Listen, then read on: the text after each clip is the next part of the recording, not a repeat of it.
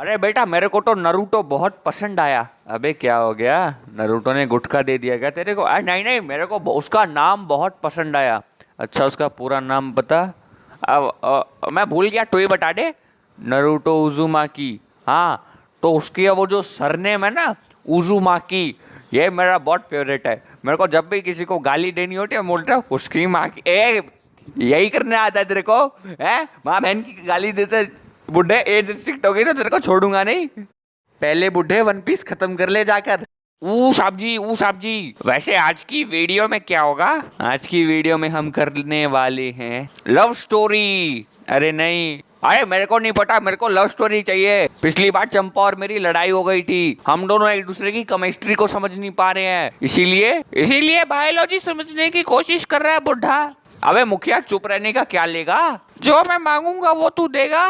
नहीं नहीं, ये गंदा आदमी है, ये पैसे नहीं मांगेगा, ये कुछ और मांग लेगा, रहने दो। ऊ साहब जी, आज एक लव स्टोरी है, ये लो। मैंने रात भर जागकर अपने हाथों का बहुत ही अच्छा उपयोग किया। किस काम के लिए तूने अपने हाथों का यूज किया? मैंने तो सुना है तू शादीशुदा है। ऊ साहब जी, बीवी पे नहीं जाने का, मैं बोल रहा हूँ मैंने रात भर जाके स्क्रिप्ट लिखी है। अच्छा अच्छा, माफ कर दे, गलती से इधर उधर हो जाता हूँ मैं तो। अरे पर मेरे को भी तो बता दो वो स्क्रिप्ट क्या है। वो साहब जी ये लो और पढ़ना शुरू करो। बुढ़े मैं स्टोरी पढ़ रहा हूँ, अगर तूने बीच में कुछ बोला तो आज तू यहाँ से सिर्फ 2 पैरों पे जा पाएगा। अरे मेरे 2 ही पैर हैं और सभी इंसानों के 2 ही पैर होते हैं। नहीं, लड़कों के 3 होते हैं। और अगर बुढ़े तू बोला तो वो तेरा तीसरा पैर काट दूंगा, मैं सच्ची बोल रहा हूँ। गाइस आज की स्टोरी का नाम है लव थेरेपी। तो हम लोग देखते हैं कि परमैन जो होता है वो काफ़ी दिनों से काफ़ी थका थका महसूस करता है और काफ़ी लोनली महसूस करता है, क्योंकि बर्डमैन ने उसे भेजा था एक स्पेस मिशन पर और वो वहाँ पिछले 1 महीने से फंसा हुआ था। अभी परमैन को ऐसा लग रहा था, अरे यार मैं कब अपनी पृथ्वी पर वापस जा पाऊँगा, मैं पिछले 1 महीने से अपने दोस्तों से नहीं मिला हूँ। और हम लोग देखते हैं कि परमैन को अगला 1 और महीना लग जाता है पूरा उस मिशन को कंप्लीट करने के लिए। उसके बाद बर्डमैन उसे पृथ्वी पर छोड़ देते हैं और जैसे ही परमैन पृथ्वी पर आता है ना, वो अपने दोस्तों के पास भागा भागा जाता है। दोस्तों मैं आ गया, मैं तुमसे पता है 2 महीने बाद मिल रहा हूँ। तभी उसके सारे दोस्त हंसने लगते हैं और बोलते हैं कि परमैन अभी तुम्हें गए हुए 2 घंटे ही हुए हैं और तुम 2 महीने की बात कर रहे हो। ये सब सुनने के बाद परमैन को कुछ समझ नहीं आता है, लेकिन शाम को बर्डमैन उसे बताते हैं कि स्पेस के हर हिस्से में टाइम अलग अलग स्पीड से चलता है। जहाँ पर मैंने तुम्हें भेजा था ना, वहाँ पर टाइम काफ़ी ज़्यादा फास्ट चल रहा था और पृथ्वी पर टाइम काफ़ी ज़्यादा स्लो चल रहा था, जिसकी वजह से तुमने वहाँ पर 2 महीने बिता दिए और यहाँ पर सिर्फ 2 घंटे ही हुए थे तुम्हें गए हुए। उसके बाद परमैन बर्डमैन के सामने रो देता और बोलता है कि आज जब मैं अपने दोस्तों से मिलने गया तब उन्होंने मेरे को डेली जैसा ही ट्रीट किया, मेरा थोड़ा मजाक उड़ाया, मेरे साथ थोड़ा हंसी मजाक किया, मेरे को ठीक था। लेकिन सबसे ज़्यादा जो बात मुझे चुभी वो बोला, पाको ने मुझे बोला कि मैं 1 नंबर का झूठा इंसान हूँ। तो वहाँ से मैं मतलब कि थोड़ा सा सैड फील कर रहा हूँ। मतलब जिससे आप प्यार करते हो वो आप पे भरोसा ही ना करे तो कैसी फीलिंग आएगी। मैं चाहता हूँ कि उन्हें भी वैसा ही फील हो जैसा मुझे फील हुआ था। प्लीज़ बर्डमैन आप उन्हें भी किसी ऐसी मिशन पर भेज दीजिए। तभी बर्डमैन उसे शांत कराते हुए बोलते हैं कि सुनो परमैन, ये ऐसा पॉसिबल नहीं है, क्योंकि स्पेस में हर जगह टाइम अलग होता है। हो सकता है कि वो वहाँ पर लगभग 1 महीना रुक कर आएँ और पृथ्वी पर पूरी 1 सेंचुरी यानी 100 साल बीत जाएं। ऐसा भी पॉसिबल है, लेकिन मैंने पहले वहाँ पर पूरी रिसर्च की थी तब जाकर तुम्हें भेजा था, इसीलिए तुम जल्दी वापस आ गए थे। लेकिन अगर ऐसा कुछ हुआ, मैंने उन्हें वहाँ भेजा और वो 100 साल बाद वापस आए, तो तुम्हारे पास बस रिग्रेट करने के अलावा कोई रास्ता नहीं होगा। इसीलिए एक काम करो, तुम अभी सो जाओ, पाको से मैं खुद बात करने जाऊँगा और कल से परमानेंट ड्यूटी ज्वाइन कर लेना। तभी परमैन सोचता है, अरे अगर मैं मर भी जाऊं तो भी ये बर्डमैन मेरे को कल अगले दिन बर्डमैन ड्यूटी ज्वाइन करने को बोल देगा। नहीं, दिहाड़ी देता है ना मेरे को, दिहाड़ी मजदूर मैं। अरे बुढ़े कंट्रोल कंट्रोल। अरे बेटा कंट्रोल ही हूँ मैं, तो बस डायलॉग पढ़ रहा था। बुढ़े लगता है तेरे को तेरी तीसरी टांग से प्यार नहीं है। बहुत प्यार है, जा रहा है मैं, भागो मनूस आदमी। अगले दिन हम लोग देखते हैं कि परमैन यानी हमारा मिक्सू परमैन ड्यूटी पर जाना नहीं चाहता है, इसीलिए वो अपने रोबोट को भेज देता है और वो सोचता है कि मैं तो काफ़ी थक चुका हूँ, अब मेरे को एक बहुत ही लंबे ब्रेक की ज़रूरत है। उसके बाद काफ़ी टाइम तक मिक्सुओ परमैन ड्यूटी पर नहीं जाता है, लगभग 1 हफ्ते तक। उसके बाद उसका रोबोट बोलता है कि मैं नहीं जाऊँगा परमैन ड्यूटी पर। तभी मिक्सुओ बोलता है अरे क्यों नहीं जाएगा। मिक्सुओ नींद में बोलता है अबे बर्डमैन ने उनसे बात की थी, हो सकता है कि वो तुम्हें बहुत ही अच्छे तरीके से ट्रीट करे, क्या दिक्कत आ रही है। तभी मिक्सो बोलता है ऐसा कुछ नहीं है, वो मेरा रोज़ मजाक उड़ाते हैं, मुझ पर रोज़ हंसते हैं, कल से मैं नहीं जाऊँगा, किसी और को भेजना। तभी मिक्सो ये सब सुन के शॉक्ड हो जाता है कि क्या वो मेरा रोज़ मजाक उड़ा रहे हैं, ऐसा क्या हो गया। अगले दिन मिक्सुओ खुद परमैन सेट पहनकर परमैन ड्यूटी पर जाता है। तब उसे पता चलता है कि रोबोट ने बहुत अजीब अजीब हरकतें कर कर उसे उन पर हंसने के लिए मजबूर कर दिया था। अब परमैन मतलब कि बात बात पे सीरियस हो जाता था। तभी वो लोग उसका वैसे मजाक उड़ाते अरे परमैन तुम तो बहुत ज़्यादा ही सीरियस हो गए। अभी एक दिन हम लोग देखते हैं कि शहर में बहुत ही लंबा ट्रैफिक जैम हो जाता है। तीनों परमैन पाको, पायान और बूबी उस ट्रैफिक जैम को सॉल्व करने की कोशिश कर रहे होते हैं, लेकिन 3 परमैन के ये बस की नहीं है कि वो इतना बड़ा ट्रैफिक जैम सॉल्व कर सके। अगर तुम्हें चारों डायरेक्शन से ट्रैफिक जैम को क्लियर करना है, एटलीस्ट तुम्हें 4 परमैन्स की ज़रूरत होती है। इसलिए वो मिक्सो को बुलाते हैं, लेकिन मिक्सो सोचता है कि अभी भी ये मेरा मजाक उड़ाने के लिए मुझे बुला रहे होंगे, मैं नहीं जाऊंगा आज। और वो जो काम 1-2 घंटे में हो सकता था ना मिक्सुओ के साथ, वो रात के 9 बजे तक खिंच जाता है, क्योंकि जैसे ही वो गाड़ियों को हटा रहे हैं, चौथी साइड से गाड़ियां एंटर कर जा रही हैं, 4 डायरेक्शन होती है ना। तो वो काफ़ी ज़्यादा गुस्सा हो जाते हैं मिक्सुओ से, और अब वो भी सोचते हैं कि अगर अब मिक्सुओ हमें बुलाएगा तो भी हम नहीं जाने वाले। कुछ दिन बाद हम लोग देखते हैं कि मिक्सुओ ऐसे ही सी के पास पेट्रोलिंग कर रहा होता है। तभी उसे एक बच्चा मिलता है जो कि बोलता है मेरे पापा खो गए। तभी परमैन बोलता है अरे बेटा ये टेंशन वेंशन तो लाइफ में आती रहती, ये ले गुटखा चबा और बोल टेंशन तेरी माँ की। ए चुप, ये क्या बोलने जा रहा है तू। अरे बेटा मजाक कर रहा था, गलती से इधर उधर हो जाता है। अरे अरे यार क्या करूं मैं इसका। तो उसके बाद परमैन बोलता है तुम कहाँ के रहने वाले हो। तभी वो लड़का उसे बताता है कि मैं दूसरे आइलैंड से आया हूँ, मेरे पापा यहाँ पर मछलियाँ बेचने आते हैं। तभी वो पूछता है तुम्हारे पापा यहाँ कैसे मछलियाँ बेचने आते हैं।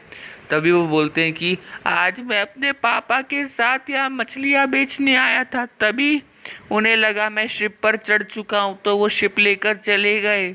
तो उसके बाद हम लोग देखते हैं कि मिक्सुओ को ये बिल्कुल पता नहीं चलता है कि आखिर वो कौन से आइलैंड से बिलोंग करता है। तो मिक्सुओ उस बच्चे को अपनी पीठ पर बिठाकर 3-4 घंटे तक घूमता ही रहता है और रात के 12 बजे जाकर जब उस आइलैंड पर आग जल जाती है कि मेरा बच्चा मेरे साथ नहीं आया है, कहाँ होगा वो। तभी हम लोग देखते हैं कि मिक्सुओ को पता चलता है कि वहाँ ज़्यादा रोशनी है, हमें वहीं चलना चाहिए। तो मिक्सुओ उसे उस जगह पर छोड़कर आ जाता है, और जब वो वापस आ रहा होता है तभी परमैन बैच में वो अपनी लोकेशन देखता है। तो वो देखता है कि वो जापान से अभी लगभग 100 किलोमीटर दूर है। पूरे दिन ट्रैवल करने की वजह से वो इतना ज़्यादा दूर आ गया था।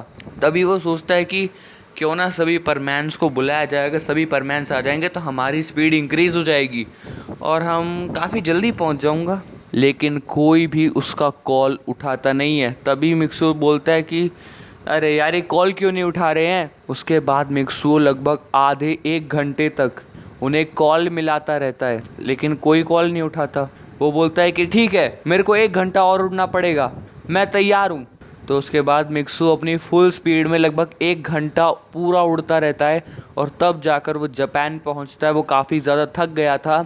जब वो यहाँ से जा रहा था ना जापान से, तब वो अपनी बिल्कुल नॉर्मल स्पीड से गया था, इसीलिए वो 100 किलोमीटर आराम से चला गया।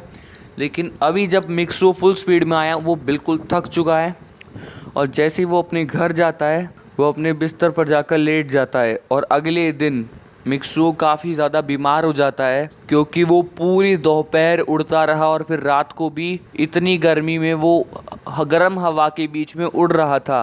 तो अब मिक्सुओ की हालत ख़राब हो जाती है, उसे लूज़ मोशन लग जाते हैं, और हम लोग देखते हैं कि मिक्सुओ अब हॉस्पिटल में एडमिट हो जाता है। वो इतना ज़्यादा बीमार हो जाता है, और अब तो उसका रोबोट भी परमैन ड्यूटी पे नहीं आता है। एक दिन हम लोग देखते हैं कि मिक्सो शाम को सभी परमैन्स को कॉल लगाता है, लेकिन फिर भी कोई भी कॉल नहीं उठाता उसका। अगले दिन मिक्सो फिर कॉल मिलाता है, लेकिन फिर भी कोई नहीं उठाता। तो मिक्सो गुस्से में आके परमैन बैच को फेंक देता है, जिसकी वजह से वो टूट जाता है। और हम लोग देखते हैं कि मुझे किसी से बात नहीं करनी, किसी को मेरी परवाह नहीं है। पिछले 1 हफ्ते से कॉल मिलाए जा रहा हूँ इनको, लेकिन एक ने भी कॉल नहीं उठाया। और एक दिन सभी परमैन्स आपस में बात कर रहे होते हैं कि शुओ पिछले 1 हफ्ते से मेरे को कॉल किए जा रहा है, तुम्हारा भी यही हाल है क्या? तभी पाको और बूबी हाँ बोलते हैं। तभी वो बोलते हैं कि शायद हमें परमैन को माफ़ कर देना चाहिए। तभी सभी इस बात पर एग्री भी हो जाते हैं। उसके बाद पाको मिक्सुओ को कॉल करती है, लेकिन उसका कॉल लगता ही नहीं है, क्योंकि उसका बैच टूट गया था और सभी परमैन्स को लगता है कि अब वो हमसे अलग होना चाहता है। तो अभी पाको बोलते हैं कि ठीक है, अगर हमें इसे हमसे अलग रहना है तो कोई नहीं, हम इसके बिना भी काम कर सकते हैं। तो एक दिन हम लोग देखते हैं कि पाको ऐसे पेट्रोलिंग कर रही होती है और तभी उसे गांको हॉस्पिटल से बाहर आती हुई दिखती है। तभी पाको गांको से पूछती है, अरे गांको तुम कहाँ जा रही हो? तभी गांको बोलते, मैं तो अपने घर जा रही हूँ। तभी पाको बोलते, तुम यहाँ क्या करने आई थी? तभी वो बताती है कि मिक्सू की तबीयत पिछले 2 हफ्ते से खराब है, उसे हॉस्पिटल में एडमिट किया गया है।